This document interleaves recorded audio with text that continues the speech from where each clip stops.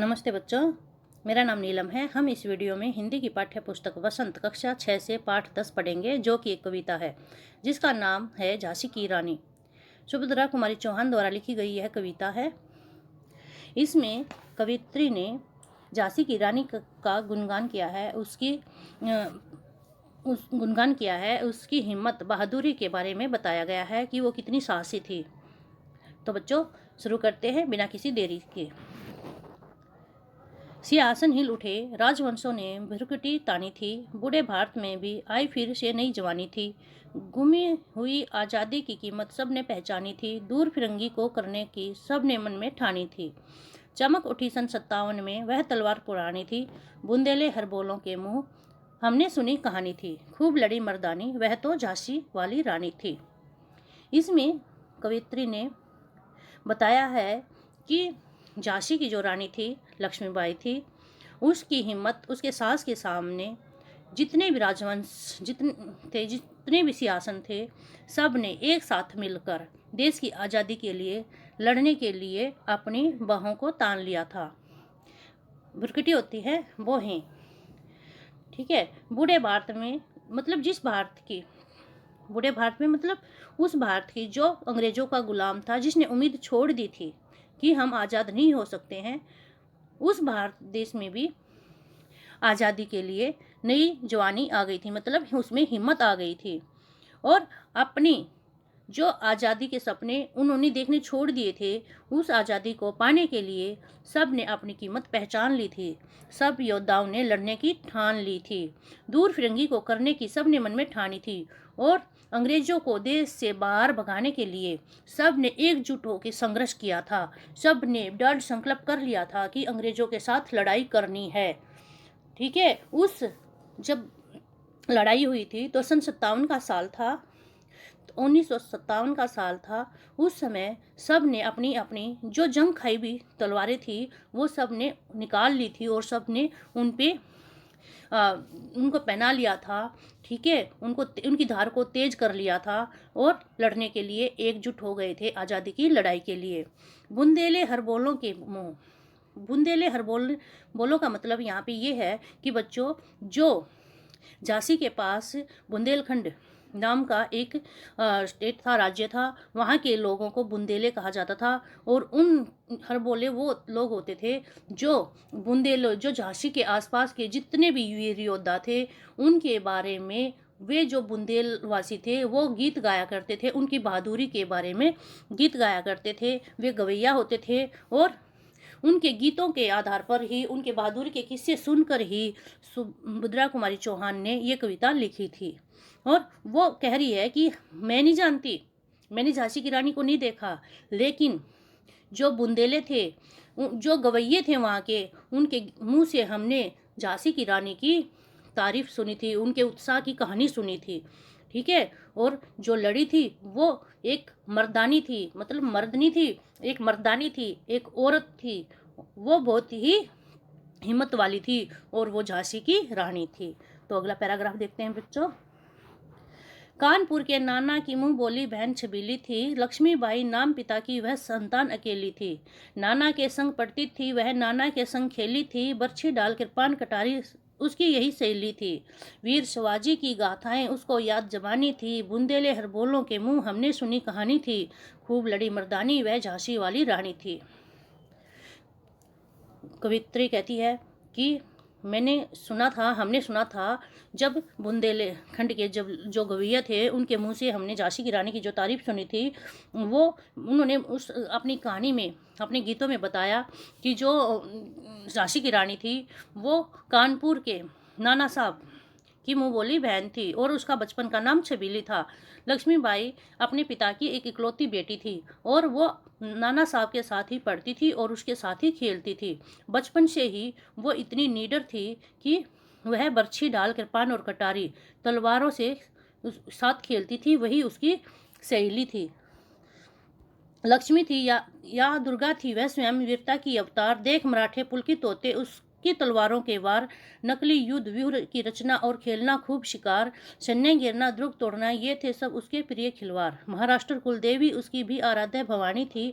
बुंदेले हरबोलों के मुंह हमने सुनी कहानी थी, खूब लड़ी मर्दानी वह तो झांसी वाली रानी थी। लेखिका बताती है कि जब हमने बुंदेलखंड जो गवैये थे उनके मुंह से हमने और भी उसकी वीरता की बहुत सी कहानी सुनी थी, जो इस प्रकार थी। जो मर्दानी थी, जो झांसी की रानी थी, वो खूब ताकत वाली थी, खूब निडर थी। वो लक्ष्मी का ही एक रूप थी या दुर्गा का एक रूप थी। ले वह स्वयं में ही माता लक्ष्मी थी, स्वयं में ही माता दुर्गा थी और स्वयं ने ही उसने दुर्गा रूप में अवतार लिया था। और उसकी इस वीरता को देखकर, उसके तलवारों के वारों को देखकर और वहाँ के जो मराठे लोग थे वो तो बड़ी ही आनंदित हो जाते थे।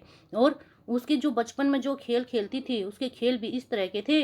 नकली युद्ध करती थी, व्यूह की रचना करती थी और खूब मतलब खेल खेल में ही वो एक दूसरे से मारती थी और सेना को घेरती थी, द्रुग तोड़ती थी। ये सब उसके प्रिय खेल थे। हुई वीरता की वैभव के साथ सगाई झांसी में, ब्याह हुआ रानी बन आई लक्ष्मीबाई झांसी में, राजमहल में बजी बधाई खुशियां छाई झांसी में, सुभट बुंदेलों की विरदावली सी वह आई झांसी में। चित्रा ने अर्जुन को पाया, शिव से मिली भवानी थी, बुंदेले हरबोलों के मुंह हमने सुनी कहानी थी, खूब लड़ी मर्दानी वह तो झांसी वाली रानी थी। लेखिका कवित्री सुभद्रा कुमारी चौहान जी कहती हैं कि हमने जो बुंदेलखंडों के गवैयों से जो उनकी तारीफ सुनी थी, जो उनके किस्से सुने थे, उनमें वो झांसी वाली रानी जो देश के लिए, अपनी झांसी के लिए खूब लड़ी थी, वह एक औरत होते हुए भी मर्दों की तरह उन्होंने अब कमान संभाली थी। और उसकी शादी जब हुई थी तो झांसी के जो राजा थे उनके साथ हुई थी, ठीक है। और उसकी सगाई किसके साथ? वैभव के साथ, वीरता के साथ हुई थी, जब वह राजा के साथ ब्याह करके आई थी, जब लक्ष्मीबाई झांसी की रानी बनी थी। और राजमहल में जब उसके आने से राजमहल में भी बहुत सारी खुशियां मनाई गई थी और बुंदेलों को विरदावली सी वह आई झांसी में। जैसे ही वो बुंदेलों से जब वो आई थी झांसी में दुल्हन बनकर आई थी, तो इस तरह से लग रहा था, इतनी खुशी इतनी आनंद हो रहा था उसके आने से। वो इस तरह से लग रही थी राजा के साथ जैसे चित्रा ने अर्जुन को पा लिया हो और शिवजी ने भवानी को पा लिया हो। उनकी जोड़ी इतनी सुंदर लग रही थी। उदित हुआ सौभाग्य, मुदित महलों में उजियाली छाई, किंतु काल गति चुपके चुपके काली घटा घेर लाई। तीर चलाने वाले कर में उसे चूड़िया कब भाई, रानी विधवा हुई हाय, विधि को भी नहीं दया आई। निसंतान मरे राजा जी, रानी शोक मानी थी, बुंदेले हरबोलों के मुंह हमने सुनी कहानी थी, खूब लड़ी मर्दानी वह तो झांसी वाली रानी थी। कवित्री कहती है कि हमने बुंदेलों के द्वारा गए हुए गीतों में उनकी जो वीरता की कहानी सुनी थी, उसमें जो झांसी की रानी थी, जब वो झांसी में आई थी तो झांसी का ही, वहाँ की रहने वाली सब औरतों का सौभाग्य उदित हो गया था, क्योंकि उसकी निडरता को देखकर सभी महल में रहने वाली सभी औरतों में भी निडरता आ गई थी। उसका सास के सामने सभी औरतों के अंदर भी सास भर दिया था। लेकिन उसकी या वीरता, उसका वो सास, उसकी वह खुशी भी काल से देखी नहीं गई, क्योंकि काल ने अपनी घटा ऐसी घेरी कि उसके पति को अपने वश में कर लिया। उसका पति मर गया और तीर चलाने वाले जो हाथ थे, तलवार चलाने वाले जो हाथ थे, उसमें चूड़ियाँ नहीं रही। क्यों? चूड़ियाँ सुहाग की होती हैं और पति के मर जाने से बाद वो विधवा हो जाती है और एक विधवा औरत चूड़ियाँ नहीं पहनती हैं, ठीक है। और ये कहता है कि जो रानी थी हमारी, उसके सामने विधाता ने भी, विधि के लिखने वाले ने भी दया नहीं आई कि इतनी कम उम्र में ही रानी को विधवा कर दिया। बेचारी निसंतान थी, जब राजा जी मरे वो निसंतान थी और रानी शोक समानी थी और उसके शोक का कोई भी पारावार नहीं था, कोई भी अंत नहीं था। वो बेचारी शोक में डूबी हुई थी। बुझा दीप झांसी का तब डलहौजी मन में हर्षाया, राज्य हड़प करने का उसने यह अच्छा अवसर पाया। फौरन फौज भेज दुर्ग पर अपना झंडा फहराया, लावारिश का वारिस बनकर ब्रिटिश राज्य झांसी आया। अश्रुपूर्ण रानी ने देखा झांसी हुई वीरानी थी, बुंदेलखंड बोलों के मुंह हमने सुनी कहानी थी, खूब लड़ी मर्दानी वह तो झांसी वाली रानी थी। लेखिका बताती है कि जब राजा जी गुजर गए थे झांसी पे, उसमें झांसी की जो रानी थी लक्ष्मीबाई थी, उनकी संतान नहीं थी। और डलहौजी ने उस टाइम पे एक फरमान नोटिस किया था कि जो भी राजा निसंतान मरेगा उसकी संपत्ति पर, उसके राज्य पर अंग्रेजों का अधिकार हो जाएगा। और यह समाचार सुनकर डलहौजी बहुत खुश हो गया और उसने तुरंत झांसी के ऊपर अपनी एक टुकड़ी भेज दी राज्य को हथियाने के लिए। लेकिन और और एक टुकड़ी भेज दी राज्य को हथियाने के लिए और उस जो झांसी का किला था उस पर झंडा फहराने के लिए। क्यों? क्योंकि उसने सोचा कि इस जो झांसी है उसका कोई वारिस नहीं है, उसकी संतान नहीं है, ठीक है, और अब ये ब्रिटिश का राज्य बन जाएगा, ब्रिटिश की झांसी हो जाएगी। यह सपना देखते हुए डलहौजी बहुत खुश हो गया था। लेकिन झांसी की रानी लक्ष्मीबाई ने उसकी इन अरमानों पे भी पानी फेर दिया।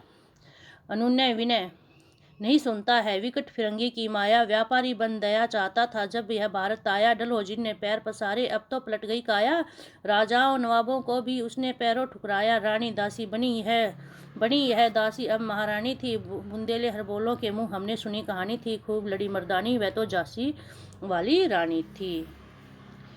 बेटा, इसमें कवित्री बताती है कि जब जो बुंदेले थे, जो गवैया थे, उनके मुंह से जो तारीफ हमने सुनी थी झांसी की रानी की कि वह तो मर्दों की तरह लड़ी थी, उसके बारे में मैं आपको बताती हूँ कि वह अनुनय विनय नहीं सुनता, विकट फिरंगी की माया, कि जो फिरंगी था, जो डलहौजी जी था, वो तो बहुत ही अत्याचारी था। वो विनती नहीं सुन रहा था, किसी की प्रार्थना नहीं सुन रहा था कि अगर वारिस नहीं है तो कोई बात नहीं, लेकिन उसको तो उस पर अपना कब्जा चाहिए था। और जब शुरू में आए थे अंग्रेज व्यापारी बनकर भारत में आए थे और अपने धीरे धीरे उन्होंने फूट डालो राज करो, डलहौजी ने पूरे भारत पर अपने पैर पसार लिए, पूरे भारत को गुलाम बना लिया, कब्जा कर लिया और जितने भी राजा नवाब थे सब को ठुकरा दिया, ठीक है। इसी कारण, लेकिन वो ये नहीं जानता था कि झांसी उसको नहीं मिलेगी, क्योंकि झांसी की रानी तो अभी महारानी लक्ष्मीबाई थी, क्योंकि रानी से झांसी लेना उसके लिए आसान बात नहीं थी। छीनी राजधानी दिल्ली की, लिया लखनऊ बातों बात, कैद पेशवा था बिठूर में, हुआ नागपुर का भी घात, उदयपुर तंजौर सतारा कर्नाटक की कौन विषाक्त, जबकि सिंध पंजाब बर्मा पर अभी हुआ था वज्रपात, बंगाले मद्रास आदि की भी तो यही कहानी थी, बुंदेले हरबोलों के मुंह हमने सुनी कहानी थी, खूब लड़ी मर्दानी वह तो झांसी वाली रानी थी। यहाँ लेखिका बताती है कि हमने ये भी सुना था कि बुंदेलखंडों के हरबोलों के मुंह से कि जो गीत सुने थे, जो कहानी सुने थे, जो किस्से सुने थे, उनमें ये भी बताया गया था कि जो झांसी की रानी थी, ये झांसी पे ही उसने, डलहौजी ने अपना दाव नहीं खेला था झपटने का, उसने तो राजधानी दिल्ली को भी छीन लिया था, लखनऊ को भी छीन लिया, और जो महाराष्ट्र के जो पेशवा थे बिठूर में उनको भी, उसका भी राज्य छीन लिया, नागपुर का भी छीना, उदयपुर तंजौर सतारा कर्नाटक की तो कौन सी क्या हिम्मत थी, ठीक है। उसने पूरे भारत पे सहज सहज सबके राज्य छीन लिए थे और सिंध पंजाब पर भी उसने अपना वज्रपात मतलब अत्याचार उन पे गिराया था, मतलब उन पे इतना अत्याचार किया था कि उनको भी अपने कब्जे में कर लिया था। और बंगाल मद्रास की भी यही कहानी थी, ठीक है बेटा। तो सब लोग, सारे भारत के हर राज्य उसके अंग्रेजों के कब्जे में थे, अंग्रेजों के गुलाम थे, तो झांसी को भी वो कब्जे में करना चाहता था। बच्चों, रानी रोई रनिवासों में, बेगम गम से थी बेजार, उनके गहने कपड़े बिकते थे कलकत्ते के बाजार, सरेआम नीलाम छापते थे अंग्रेजों के अखबार, नागपुर के जेवर ले लो, लखनऊ के 9 लाख हार। राजा गंगाधर राव के गुजर जाने के बाद रानी अपने महलों में रोती रहती थी और बेचारी दुख से भरी हुई थी, और वो विधवा हो गई थी, इसलिए उसने अपने गहने कपड़े पहनने छोड़ दिए थे और उसके गहने कपड़ों पर कलकत्ते के बाज़ारों में बिकने लगे थे। और अंग्रेज़ों में खुली खबर छिपती थी कि झांसी के ऊपर जो कर्जा है अंग्रेज़ों का, वो उन्होंने नीलाम करना शुरू कर दिया था, और खुले में भी नीलामी लगाते थे कि नागपुर के जेवर ले लो, लखनऊ के 9 लाख हार, कि उन्होंने जिन जिन साम्राज्यों पर अपना अधिकार कर लिया था उनकी वे नीलामी करने लगे थे। यूं पर्दे की इज्जत परदेसी के हाथ बिकानी थी, बुंदेले हरबोलों के मुंह हमने सुनी कहानी थी, खूब लड़ी मर्दानी वह तो झांसी वाली रानी थी। कवित्री कहती है कि अपने देश की इज्जत थी, वो तो अपने देश की बेटी थी, और अपनी देश की बेटी की इज्जत अपने ही देशी, मतलब अपने ही देशी जो रजवाड़े थे वही उन गहने कपड़ों को और सामान को खरीद रहे थे, इसलिए अपने देश की इज्जत जो है वो अपने ही देश के हाथों में बिक रही थी। वह जो हमने बुंदेलखंड के वासियों से जो गीत जो कहानी किस्से सुने थे उनमें हमने यही सुना था। और जो हमारे देश की जो झांसी की रानी थी वह बहुत मर्दानी थी, उसमें पुरुषों जैसा साहस था, वह एक वीर योद्धा थी। कुटियों में थी विषम वेदना, महलों में हाथ अपमान, वीर सैनिकों के मन में था अपने पुरखों का अभिमान, नाना धुंधु पंत पेशवा जुटा रहा था सब सामान, बहन छबीली ने रणचंडी का कर दिया प्रकट आह्वान, हुआ यह यज्ञ प्रारंभ, उन्हें तो सोई ज्योति जगानी थी, बुंदेले हरबोलों के मुंह हमने सुनी कहानी थी, खूब लड़ी मर्दानी वह तो झांसी वाली रानी थी। इस अपमान को झांसी की रानी सहन नहीं पाई और उसने स्वतंत्रता के लिए सब कुटियाओं में विषम वेदना, महलों में आहत अपमान, मतलब ये एक महलों का ही अपमान नहीं था, जो छोटे छोटे घरों में रहते थे, कुटियाओं में रहते थे, उनमें भी इस अपमान को झेला था, और सब ने एकजुट होकर देश की स्वतंत्रता के लिए लड़ना सोचा और देश के आज़ादी के लिए कूद पड़े।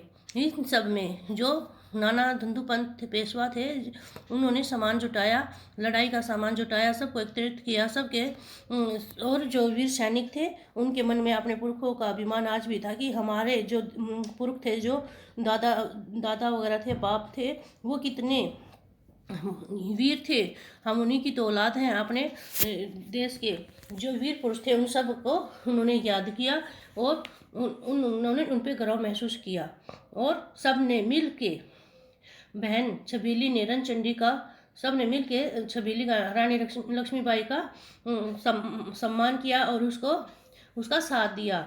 फिर बहन छबीली ने मतलब रानी लक्ष्मीबाई ने रणचंडी का कर दिया प्रकट आह्वान, मतलब वो एक युद्ध में इस तरह से कूद पड़ी जैसे कि काली माँ ने रूप धारण कर लिया हो। हुआ यज्ञ प्रारंभ, उन्हें तो सोई ज्योति जगानी थी, और युद्ध रूपी यज्ञ उन्होंने प्रारंभ कर दिया था, और जो लोगों के दिलों में सोई हुई जो वीरता थी, जो सो गई थी उनकी, मतलब खत्म हो गई थी वीरता अंग्रेजों के सामने, वो वीरता उन्होंने दोबारा ही जागृत कर दी उन सब के दिलों में। वो आग जला दी अपने देश की आज़ादी के लिए कि उठो वीरो, तुम वीर हो, उठो और अपने देश की आज़ादी के लिए, अपने देश के लिए, अपने साम्राज्य के लिए लड़ो और मर मिटो। हमने बुंदेलखंड वासियों के गवैयों से जो गीत सुने थे वो यही सुने थे कि जो झांसी की रानी थी वो बहुत ही हिम्मत वाली थी, साहसी थी, और मर्दों की तरह लड़ी थी, वह मर्दानी थी। महलों ने दी आग, झोपड़ी ने ज्वाला सुलगाई थी, वह स्वतंत्रता की चिंगारी अंतरम से आई थी। झांसी चेती, दिल्ली चेती, लखनऊ लपटे छाई थी, मेरठ कानपुर पटना ने भारी धूम मचाई थी, जबलपुर कोल्हापुर में भी कुछ हलचल उकसानी थी, बुंदेले हरबोलों के मुंह हमने सुनी कहानी थी, खूब लड़ी मर्दानी वह तो झांसी वाली रानी थी। यहाँ पे लेखिका बताती है कि जब हमने ये भी सुना है बुंदेलखंड गवैयों के मुँह से झांसी वाली रानी के बारे में कि यह जो स्वतंत्रता की ज्वाला थी, जो आग थी, ये महलों में ही नहीं लगी थी, तो झोपड़ियों के भी हर पुरुष, हर बच्चा उस आग में कूद पड़ा था स्वतंत्रता की लड़ाई में। और ये खाली झांसी में ही नहीं, वो तो दिल्ली, लखनऊ और मेरठ, कानपुर, पटना के लोगों ने भी इसमें बहुत बढ़ चढ़कर भाग लिया था।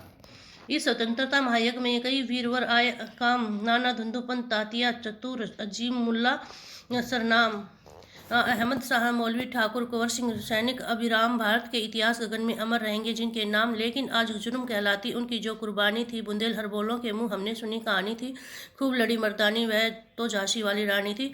लेखिका बताती है कि हमने जो बुंदेलखंड के गवैयों के मुँह से जो हम झांसी की रानी की वीरता सुनी थी, उसमें केवल झांसी की रानी ने ही कुर्बानी नहीं दी थी, उसमें और भी हमारे योद्धा थे, वीर थे, महापुरुष थे, जो स्वतंत्रता के महायज्ञ में कूद पड़े थे और उन्होंने अपनी जान की बाजी लगाई थी। और उनके जो नाम है वो इस प्रकार है: नाना धुंधुपंत, तातिया, चतुर, अजीमुल्ला और सरनाम अहमद शाह मौलवी, ठाकुर, कंवर सिंह, सैनिक, अभिराम।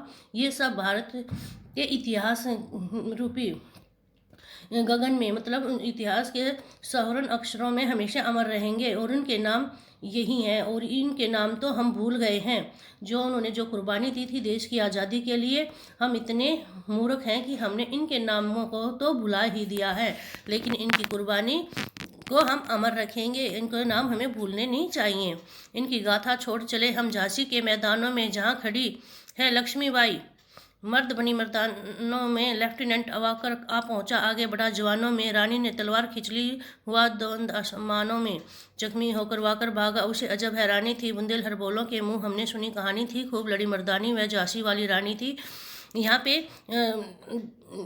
लेखिका बताती है कि हमने जो बुंदेलखंड वासियों के गवैयों के मुँह से जो कहानी सुनी थी, जो किस्से सुने थे, वो झांसी की रानी के बारे में बताया गया कि एक बार झांसी जब मैदान में लड़ाई लड़ रही थी, तो वहाँ पर मर्दों की तरह खूब लड़ रही थी, मर्दों से भी आगे निकल रही थी। और वो इतनी वीर साहसी थी कि उसके सामने महापुरुष भी, उसके सामने जो महापुरुष थे, जो वीर योद्धा थे, वो भी देख कर उसको अचंभित हो रहे थे कि ये मर्दों से भी बाद है, मर्दों से भी आगे है, हिम्मत वाली है। और उसी टाइम वहाँ पे लेफ्टिनेंट वाकर आ गया, जो और फिर रानी का और वाकर के बीच, दोनों के बीच युद्ध हुआ। दोनों के युद्ध में लेफ्टिनेंट वाकर जख्मी होकर भाग गया और रानी जीत गई। रानी बड़ी कालपी आई, कर 100 मील निरंतर पार, घोड़ा थकर गिरा भूमि पर, गया स्वर्ग तत्काल सिधार। यमुना तट पर अंग्रेजों ने फिर खाई रानी से हार, विजय रानी आगे चल दी, किया ग्वालियर पर अधिकार। इसमें रानी जब लड़ते हुई, रानी से जब जख्मी होकर वाकर भाग गया था, उसके बाद रानी युद्ध लड़ती हुई कई 100 मीटर का सफर तय करके हुए कालपी आ पहुंची थी, और उसका घोड़ा बेचारा थक कर भूमि पर गिरकर सड़क सिधार गया, मर गया था। और तब फिर अंग्रेजों ने रानी को अकेले देख यमुना तट पर रानी को घेर लिया, और वहाँ पे फिर से लड़ाई हुई, और अंग्रेजों ने फिर से हार का सामना किया, और रानी अपनी विजयी हुई। और रानी अपनी विजय के जोश में फिर से आगे चल दी, और उसने जाकर ग्वालियर पर अधिकार कर लिया। ग्वालियर पर अधिकार करने के बाद अंग्रेजों के मित्र जो सिंधिया थे, उन्होंने राजधानी छोड़ दी, और हमने बुंदेलखंडों के गवैयों से उसकी कहानी सुनी थी। उस कहानी में ये भी बताया गया था, जो खूब लड़ी मर्दानी थी वह झांसी वाली रानी थी। विजय मिली पर अंग्रेजों की फिर सेना गिर आई थी। अब के जनरल स्मिथ सन्मुख था, उसने मुख की खाई थी। कान्हा और मद्रा सखियां रानी के संग आई थी। युद्ध क्षेत्र में उन दोनों ने भारी मार मचाई थी। जब रानी ग्वालियर आ गई थी, वहाँ पे अंग्रेजों का जो मित्र था उसने सिंधिया छोड़ दी थी। उस टाइम पर जब वो विजय मिली थी, उस ग्वालियर में आकर फिर से अंग्रेजों ने रानी को घेर लिया, और उसके सामने अब की बार स्मिथ था। और जब उसने भी रानी से हार खाई, और कान्हा और मद्रा नाम की जो वीर योद्धाएं थी, रानी की सखी थी, उन्होंने रानी के साथ मिलकर युद्ध किया, और उन्होंने युद्ध में बहुत सारे लोगों को मार भगाया। पर पीछे हयुज आ गया। हायगिरी अब रानी थी, और जैसी लड़ाई हो रही थी, पीछे से हयुज की सेना ने आकर रानी को घेर लिया।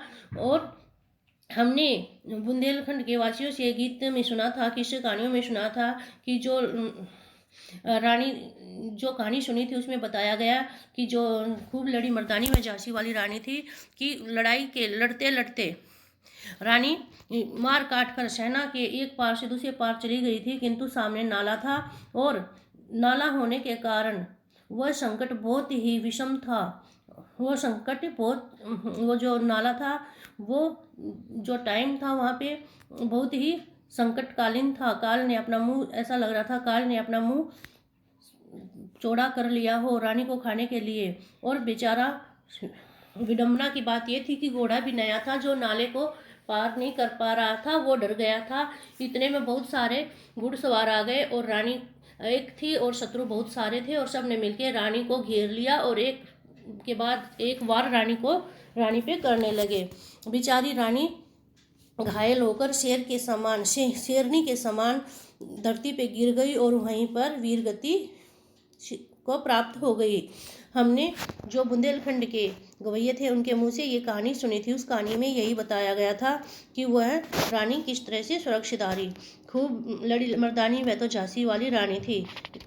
रानी गई सिदार चिता, अब उसकी दिव्य सवारी थी। मिला तेज से तेज की वह सच्ची अधिकारी थी। अभी उम्र केवल 23 की थी। मनुष्य नहीं अवतारी थी, हमको जीवित करने आई बन स्वतंत्रता नारी थी। लेखिका बताती है कि जो सुरक्षित हार गई थी, उसकी चिता की जो सवारी अंतिम संस्कार के लिए जब उसको लेके जाते हैं तो उसकी जो अर्थी थी वो इस तरह लग रही थी जैसे किसी की दिव्य सवारी निकल रही हो, और वो आत्मा का अलौकिक प्रकाश थी और उस अपमान सम्मान की सच्ची अधिकारिणी थी। और वो बेचारी कुल अभी 23 ही साल की थी। वो इस धरती पर इंसान नहीं थी, परमात्मा के रूप में उसने जन्म लिया था और हम सबको स्वतंत्रता का अधिकार दिलाने के लिए हमारे लिए लड़ी थी। और वो नारी नहीं थी, वो तो सच में ही एक पवित्र दिव्य आत्मा थी। दिखा गई पंथ सिखा गई हमको जो सिखानी थी। बुंदेलखंड के मुंह हमने सुनी कहानी थी। खूब लड़ी मर्दानी वह झांसी वाली रानी थी। इसमें श्रद्धांजलि के रूप में लेखिका बताती है कि वो जो स्वतंत्रता की देवी थी, जो हिम्मत वाली झांसी की रानी थी, उसने हमको सिखा दिया कि हमें अपने देश की आज़ादी के लिए एकजुट होकर लड़ना है, हिम्मत से लड़ना है। और हमने बुंदेलखंड वाले गवैयों से उनसे यही कहानी सुनी थी कि जो झांसी की रानी थी वो बहुत साहसी थी और मर्दानी थी। जाओ रानी याद रखेंगे हम कृतज्ञ भारतवासी, यह तेरा बलिदान जावेगा स्वतंत्रता अविनाशी। होवे चुप इतिहास लगे सच्चाई को चाहे फांसी, हो मदमाती विजय मिटा दे गालों से चाहे झांसी। तेरा स्मारक तू ही होगी, तू खुद अमिट निशानी थी। बुंदेले हर बोलों के मुंह हमने सुनी कहानी थी। खूब लड़ी मर्दानी वह तो झांसी वाली रानी थी।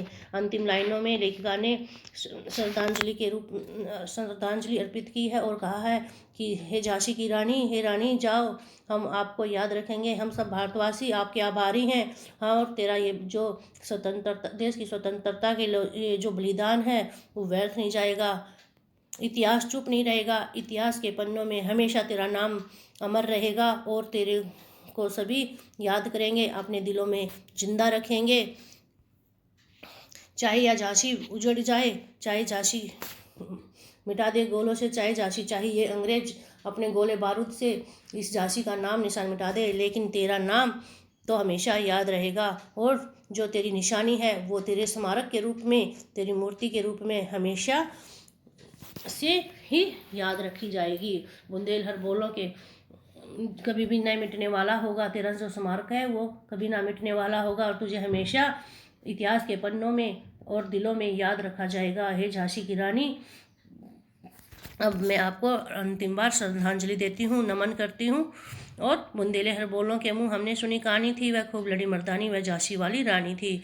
और बुंदेलखंड के गवैयों के मुंह से जो तारीफ तुम्हारी सुनी है, जो किस्से तुम्हारे सुने हैं, जो कहानी वह सुनी है, वह सच में ही बहुत ही निराली है। तुम्हारी वीरता की कहानी है। हे झांसी वाली रानी, आप सदा अमर रहें। बच्चों, ये थी सुभद्रा कुमारी चौहान की, और इसका जो काव्य संग्रह था वो मुकुल में इसने ये कविता रखी है। तो बच्चों, इसी के साथ उम्मीद करती हूँ कि आपको ये कविता का सरलार्थ सारांश अच्छे से समझ में आया होगा। इसी के साथ अगली वीडियो में फिर से मिलेंगे। धन्यवाद।